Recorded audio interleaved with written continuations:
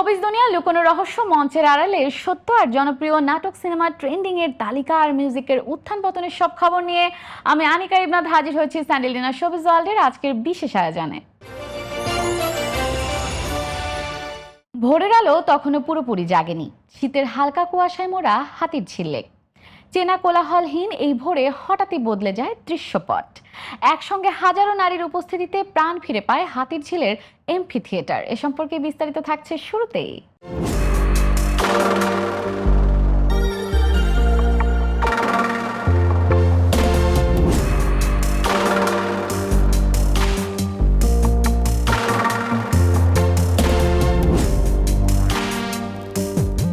গত শুক্রবার ভোরে ঘড়ির কাঁটায় 6:30 বাজতে আয়োজকদের ঘোষণা, সবাই ট্র্যাকে যাওয়ার জন্য প্রস্তুত হন। 7 ও 2 কিলোমিটারের দুটি ইভেন্ট। দৌড় শুরুর আগে বাজানো হলো জাতীয় সঙ্গীত।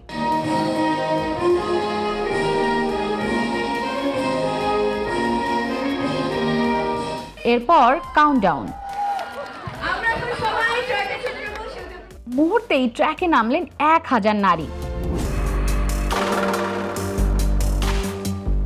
সুশৃঙ্খল সারিতে দাঁড়িয়ে বিভিন্ন বয়সী অংশগ্রহণকারী 5 বছরের শিশু থেকে শুরু করে শতর্ধ নারী পর্যন্ত। 2 কিলোমিটারে অংশ নেন 300 জন, 7 কিলোমিটারে 700 জন। সকাল 7:45টায় শুরু হয় এই দৌড়। এবারের ম্যারাথনের মূল লক্ষ্য সুস্বাস্থ্য ও সুস্থতা, নারী পুরুষ নির্বিশেষে সমান অধিকার এবং সক্রিয় জীবনধারা গড়ে তোলা।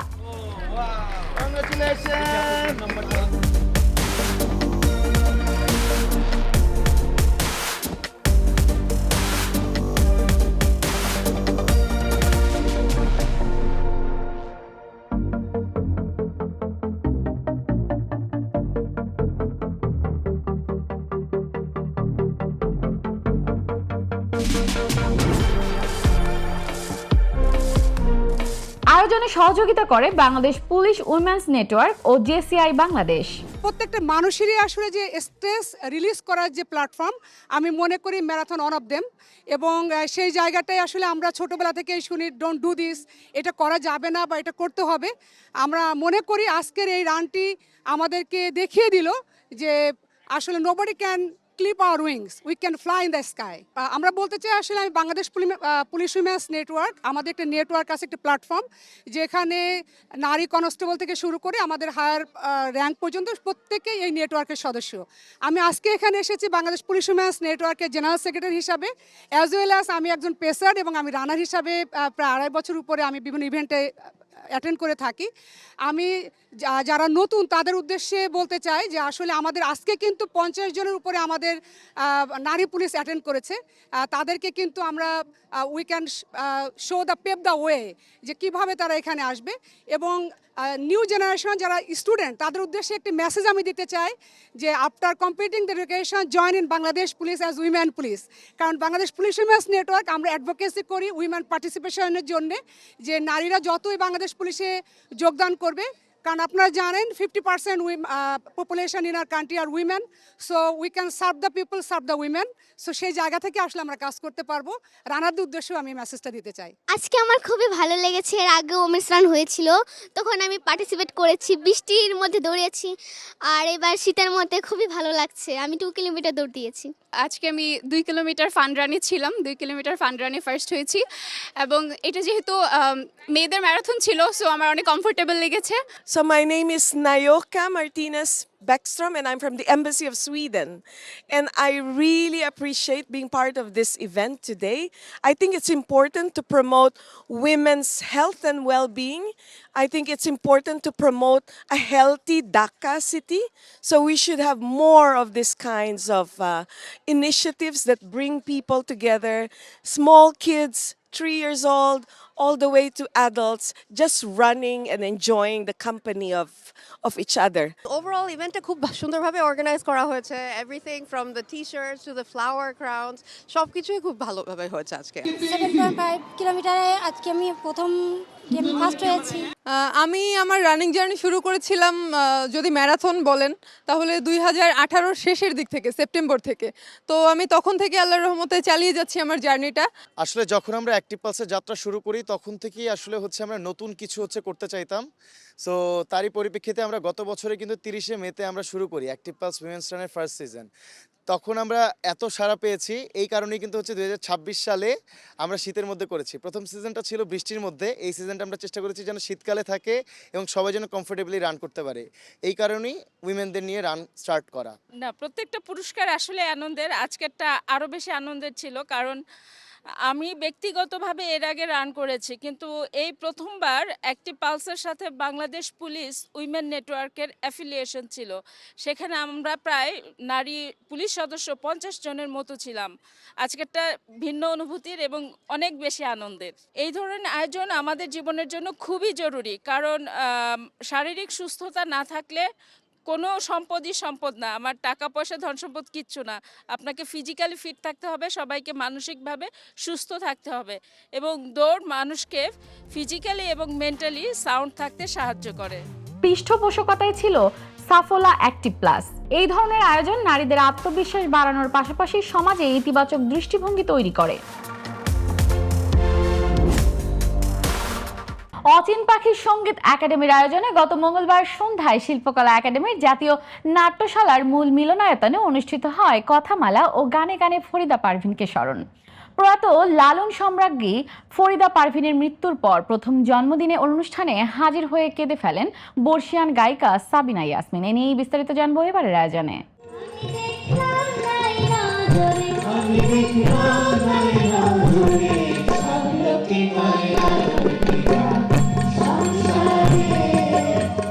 প্রতিকৃতিতে ফুলে শ্রদ্ধা, জীবন ও কর্মের উপর আলোচনা এবং সাংস্কৃতিক অনুষ্ঠানের মধ্য দিয়ে প্রয়াত কিংবদন্তি লালন শিল্পী ফরিদা পারভিনকে স্মরণ করেছে সুহৃদয় এবং সংস্কৃতি কর্মীরা। ফরিদা পারভিনের হাতে গড়া সংগঠন অচিন পাখি সঙ্গীত একাডেমির আয়োজনে মঙ্গলবার সন্ধ্যায় শিল্পকলা একাডেমির জাতীয় নাট্যশালার মূল মিলনায়তনে অনুষ্ঠিত হয় এই আয়োজন। এতে প্রধান অতিথি ছিলেন মৎস্য ও প্রাণী সম্পদ উপদেষ্টা ফরিদা আক্তার। ফরিদা পারভিন একটা বিশেষ গায়কই ছিল, যেটা লালনের গান, আসলে তো লালনের গান আমরা যারা এটা নিয়ে কাজ করি, সাধুগুরুদের সাথে মিশে আমরা জানি যে লালনের গানকে গান বলা হয় না, কালাম বলা হয়। ধর্মের, এটাও একটা ধর্মেরও অনেক কিছু এর মধ্যে আছে, যদিও কোনো ধর্ম নামে নাই। তো সেইটা যে তার কথা, সুর এবং তার কণ্ঠ এবং গায়কে, এই সব মিলেমিশে ফরিদা পারভিনের হচ্ছে। গত মঙ্গলবার সন্ধ্যায় প্রয়াত লালন সম্রাজ্ঞী ফরিদা পারভিনের মৃত্যুর পর প্রথম জন্মদিন পালিত হয়েছে। জন্মদিন ঘিরে বাংলাদেশ শিল্পকলা একাডেমির জাতীয় নাট্যশালা মিলনায়তনে এক বিশেষ অনুষ্ঠানের আয়োজন করে। গায়িকার হাতে গড়া প্রতিষ্ঠান অচিন পাখির সঙ্গীত একাডেমির অধ্যক্ষ গাজী আব্দুল হাকিমের সভাপতিত্বে এতে বিশেষ অতিথি ছিলেন শিল্পকলা একাডেমির মহাপরিচালক রেজওয়া উদ্দিন স্টালিন। আজকে আপনারা যারা এখানে এসেছেন ফরিদা আপাকে ভালোবেসে, আপনাদের প্রতি আমাদের কৃতজ্ঞতা। আমরা প্রতি বছর শিল্পকলা একাডেমি থেকে ফরিদা আপার মৃত্যুবার্ষিকী, জন্মবার্ষিকী পালন করবার চেষ্টা করব। সুতরাং ফরিদা পারভিনকে আমরা ভুলব না। তিনি যে সমাজে পাথর গলিয়ে গেছেন, যে বর্ণ বৈষম্য এবং অসাম্প্রদায়িকতার জন্য, বর্ণ বৈষম্যের বিরুদ্ধে কথা বলেছেন, অসাম্প্রদায়িকতার জন্য লড়েছেন, তার লড়াই জারি থাকবে, আমরা তার সঙ্গে থাকব। কিংবদন্তি গায়িকা সাবিনা ইয়াসমিন। আমি একবার গিয়েছিলাম ফরিদা পারভিনের বাসায় লালন গীতি, দুটো লালন গীতি শেখার জন্য, তোলার জন্য। খুব সুন্দরভাবে আমাকে দুটো লালন গীতি শেখালো। সেই স্মৃতি আমি কখনোই ভুলব না। আর ফরিদা তো শুধু লালন গীতির মধ্যেই সীমাবদ্ধ ছিলেন না।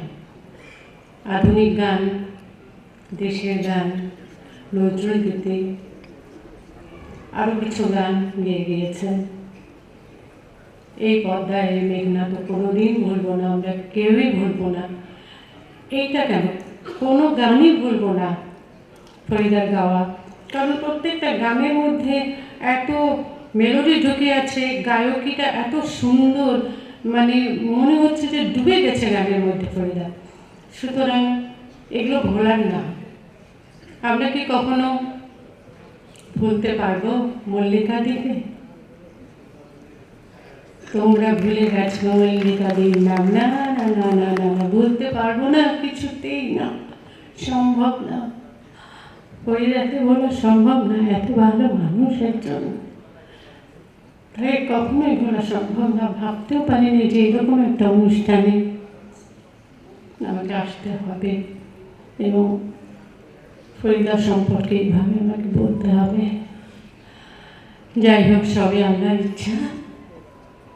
আমরা এখন দোয়া করব সবাই, দোয়া করা ছাড়া আমাদের আর কিছু করার নেই।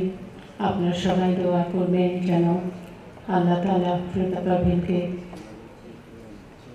জান্নাতের সবচেয়ে সুন্দর জায়গায় রাখেন। নজরুল সঙ্গীত শিল্পী ফাতেমাতুজ জোহরা। সবাই এত কষ্ট পাই কথাটা মনে করলে, ভালো লাগে না বলতে। সেজন্য আমি আর কোনো রিপিট না করি। আমরা শুধু সবাই আল্লাহর কাছে কামনা করি, প্রার্থনা করি ও যেন ভালো থাকে, যেন আমাদের কাম্য বেহেশত, মানে যাকে আমরা বলি জান্নাত, আল্লাহ কোনো ছিলায় ওকে যেন জান্নাত নসিব করে দেয় না। জাসাস কেন্দ্রীয় কমিটির আহ্বায়ক চিত্রনায়ক হেলাল খান। কিন্তু আজকে তিনি নেই আমাদের মধ্যে, কিন্তু তিনি থাকবেন আমাদের মধ্যে আজীবন। যতদিন পৃথিবী থাকবে ততদিন তিনি অমর হয়ে থাকবেন আমাদের মধ্যে, এটাই আশা করি। কারণ তিনি রেখে গেছেন অনেক কালজয়ী গান। ফরিদা পারভীন ম্যাম হচ্ছে একজন কিংবদন্তি লালন সাধক, লালন সম্রাজ্ঞী যাকে বলা হয়। আজকে মূলত তার জন্মদিন স্মরণে এবং তাকে স্মরণ করে আজকের আয়োজন। এখানে আসতে পেরে খুবই ভালো লাগছে, কিন্তু উনি নেই অথচ ওনাকে স্মরণে আসতে হচ্ছে, এটা অনেক মানে আমার জন্য অনেক কষ্টের। তো সবসময় ওনার জন্য দোয়া থাকবে। এবং ফরিদা পারভীন ম্যাম ছিলেন লালন শাহের একজন ধারক বাহক, এবং লালন শাহ ফরিদা পারভীন ম্যাম একে অন্যের পরিপূরক। আমি ওনার অনেক সাক্ষাৎকারে শুনেছি যে উনি প্রথমে লালন শাহের গান পছন্দ করতেন না, কিন্তু যখন উনি লালন শাহের গানকে ভালোবাসতে শুরু করলেন বা গান শেখা শুরু করলেন বা লালন শাহের মর্মকথাটা বুঝতে শুরু করলেন, তখন থেকে ওনার সাধনার জায়গাটা চলে গেল অন্য একটা লেভেলে। এবং উনি লালন শাহের গানকে ধারণ করলেন এবং সাধন করলেন। শুধু তাই নয়, দেশে এবং দেশের গণ্ডি পেরিয়ে আজকে লালন শাহের গান অনেক সমৃদ্ধ। এবং এর পেছনে ওনার যে মানে আমি বলবো এটা পরিশ্রম, অনেক পরিশ্রম, প্লাস হচ্ছে মানুষের একটা সেউরিয়া থেকে শুরু করে চায়ের দোকান থেকে শুরু করে ড্রয়িং রুম অবধি যে মানুষের হৃদয়ে পৌঁছে দেওয়ার যে কাজটা উনি খুব সুনিপুণভাবেই করেছিলেন বলে আজকে লালন শাহের এবং লালন শাহের বাণী সবসময় সমৃদ্ধ, কিন্তু ওনার কণ্ঠে ধারণ হবার পরে আরও বেশি সমৃদ্ধ দেশের গণ্ডি পেরিয়ে দেশের বাইরে। এবং সারা জীবন আমি জানি ম্যামের যত শ্রোতা বা অনুরাগী যারা আছেন তারা সারা জীবন ম্যামকে শ্রদ্ধা ভরে স্মরণ করবেন।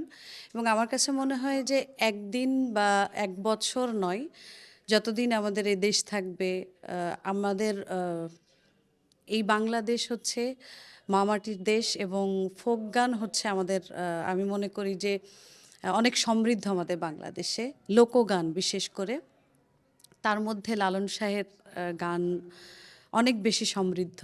সে জন্মদিনটা খুব পছন্দ করত। অচিন পাখির বাচ্চারা যখন তার জন্মদিন পালন করত এবং প্রতি আমার মনে হচ্ছে খুব সুন্দর করে মনে পড়ে যখনই মানে যে জন্মদিন আসতো তার আগে তার একটা রব রব ভাব মানে যে, এবং আমি সকালবেলায় যখন কেকটা এনে মানে রাখতাম তাকে না জানায় নাকি অসম্ভব একটা খুশি হতো। এবং তার বাচ্চা সে নিজে কাটতো না, তার বাচ্চাদের দিয়ে কাটাতো, অচিন পাখি বাচ্চাদের দিয়ে। আর সে তো কিংবদন্তি তার কোন দিক থেকে না, সব দিক থেকেই।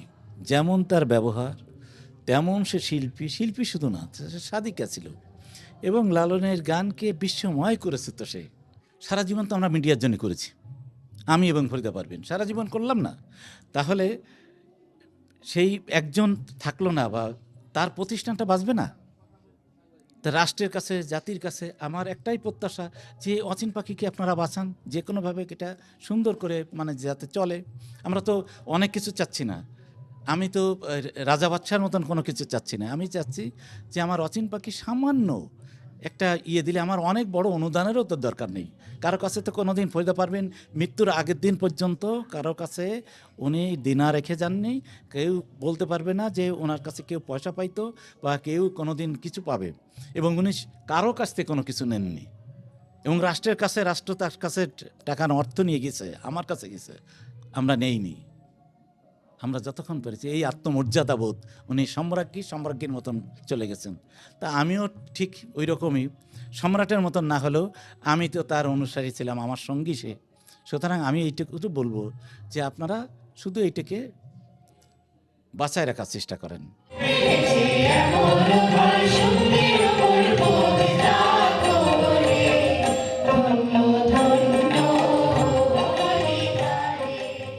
নতুন আঙ্গিক, ভিন্ন অনুভূতি আর দেশপ্রেমের শক্ত বার্তা। সঙ্গীত শিল্পী প্রীতম হাসানের নতুন গান প্রহরী ইতিমধ্যেই সঙ্গীত প্রেমীদের মনে জায়গা করে নিয়েছে। বাংলাদেশ আর্মিকে উৎসর্গ করে তৈরি এই গান প্রকাশের পর থেকেই নেট দুনিয়ায় ব্যাপক সাড়া ফেলেছে। এ সম্পর্কে বিস্তারিত জানবো এবারে আয়োজনে। কয়েকদিন আগে সামাজিক যোগাযোগ মাধ্যমে একটি ছবি পোস্ট করে জনপ্রিয় সঙ্গীত শিল্পী প্রীতম হাসান। ছবিতে তাকে বাংলাদেশ সেনাবাহিনীর সদস্যদের মাঝখানে গান গাইতে দেখা যায়। ছবিটি প্রকাশের পরই ভক্তদের মধ্যে ব্যাপক কৌতূহল তৈরি হয়, আসছে কি বিশেষ কিছু?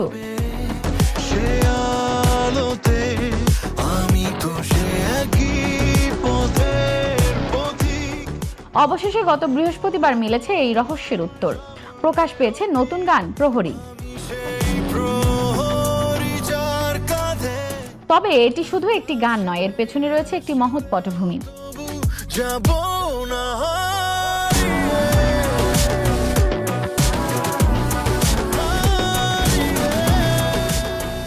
গানটিতে দেশের নিরাপত্তা, আত্মত্যাগ আর নীরব দায়িত্ব পালনের গল্প তুলে ধরা হয়েছে আধুনিক সঙ্গীতের ভাষায়। চেনা দেশাত্মবোধক গানের গণ্ডি পেরিয়ে প্রহরীতে রয়েছে নতুন সাউন্ড, শক্তিশালী কথা আর ভিজুয়ালের ভিন্ন মাত্রা।